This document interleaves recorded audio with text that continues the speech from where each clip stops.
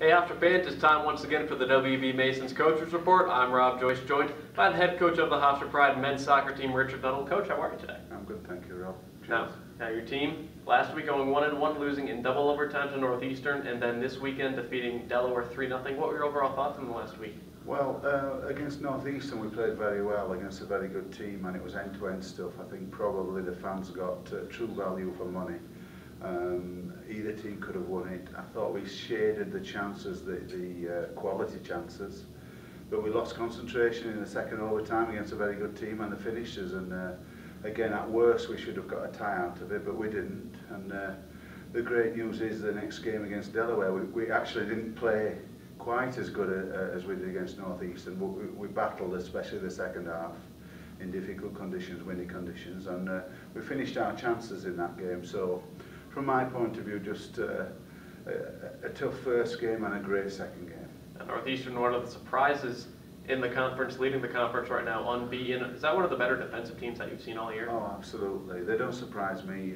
Coach Ainscough up there is a tremendous coach, and they've always been good. They've lacked a little bit in consistency in previous years, but they've always played at a very high level, so they don't surprise me at all, and I think they'll be there at the very end. You know, it wouldn't surprise me as it's looking that they're going to win the conference. And then against Delaware, 3-0, but third clean sheet in 4 games for Adam Janowski, and the defense as a whole. That one goal was in double overtime. How's the defense been playing? Yeah, we're getting into a rhythm.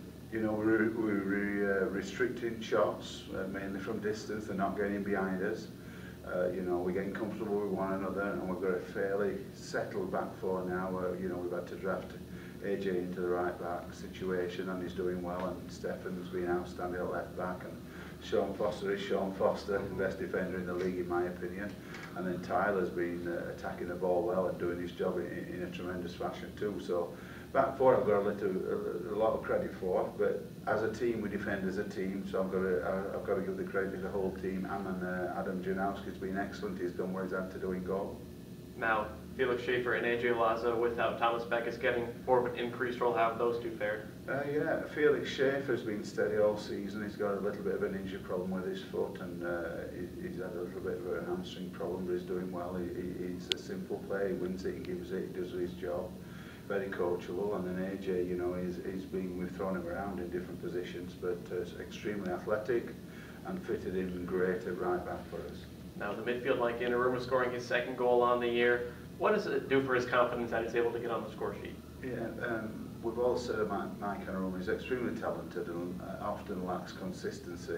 He's got a lot of highs and lows in games, and his last game against Delaware, I thought it may be one of his best games in his career here, where he defended well and he got forward well, and he actually caused the goal himself by going up with the goalkeeper. The ball fell to him, and he finished it well, and then it worked well the rest of the game, especially defensively. He's really mature in his game. Now, what does it do for the offense when you have that extra option in mind when he's scoring? Well, it's just nice to score from all different areas. As you can see, Joe Holland's getting there, he's getting there, Chris Greaves is getting the assists, Mike Aroma's got a couple, so, and the defenders have got a couple, so it's nice that we can spread it around and look at different ways that we can score. Now, this week you have tough matches with Drexel and Old Dominion, but right now in the CAA, do you like where you are in terms of the standings? No, I wish I was 7-0, but I'd like to be a little bit better off. But no, every game's crucial. The win against Delaware was crucial. Drexel are very good, they're very talented going forward, and it's going to be a magnificent game. You know, we're happy that we're at home, but we've got our work cut out with those guys. Got you know, 3 forwards who are very, very talented, and they can play out the back or get the ball forward, and you know, it's going to be a battle. And what will be the key for the game against Drexel? I think the key is stopping their front three playing, and then when we get a rhythm on the ball.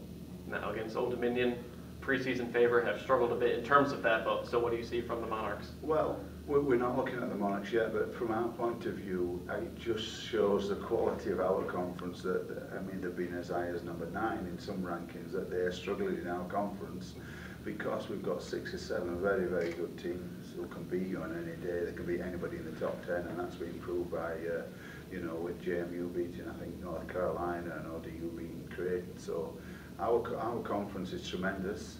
And the fact that ODU are scrapping it out shows where we're at, and we're not going to worry about ODU till after tomorrow.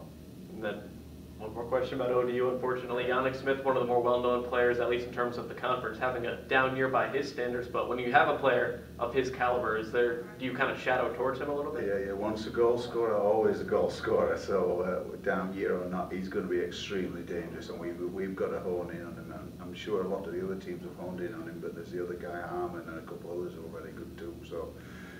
Again, we'll spread the thoughts around the field, but Smith is a tremendous player. Now, two of the better teams in the CAA. Do you, as a coach, have to express that to the players that this is a big week, or do they already know? I think they're well versed with the internet and modern media in the days they're all well versed in what's going on. They know it's a crucial game tomorrow, and we're putting them into, the captains are putting it into them, so hopefully we'll be ready for this game. All right, Head Coach Richard Nuttall, thanks for the time. Thanks very much. Hofstra takes on Drexel on Wednesday and Old Dominion on Saturday. You can check out GoHofstra.com for all the game information. I'm Rob Joyce. Thanks, Hofstra fans, for tuning into the WB Mason's Coaches Report with Richard Nuttall.